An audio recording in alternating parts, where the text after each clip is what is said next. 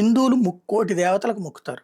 అలాగే ముస్లిములు ఈ దేశంలో బ్రతకడానికి వేల సంవత్సరాలు, ఇదే వందల సంవత్సరాల నుంచి, వేల సంవత్సరం లేదనుకోండి, వందల సంవత్సరాల క్రితమే మతం ఇక్కడ ప్రవేశించింది. కాబట్టి ఆ వందల సంవత్సరాల నుంచి వాళ్ళని ఎవ్వరిని ఇబ్బంది పెట్టలేదు. క్రైస్తవులు వందల సంవత్సరాల క్రితం బ్రిటిష్ వాళ్ళు వచ్చినప్పుడు వచ్చారు. వాళ్ళని ఏమి ఇబ్బంది పెట్టలేదు. మన వాళ్ళనే మతం మార్చారు, అయినా ఇబ్బంది పెట్టలేదు. మీ మతం మీరు చూసుకోండి, మా మతం మేము చూసుకుంటాం అన్నటువంటి రూట్లోనే ఉన్నారు. కానీ ఇబ్బంది పడుతున్నది ఎవరు? హిందువు. నీ దేవుడు అంటూ అవమానిస్తున్నది, హిందూ దేవుళ్ళను అవమానిస్తున్నది ఎవరు? అన్యమతస్థులు. అన్యమతస్థులు లేదా నాస్తికులు, హేతువాదులు. అదే సందర్భంలో క్రైస్తవుల జోలికి కానీ ముస్లింల జోలికి కానీ ఎవరు పోరు.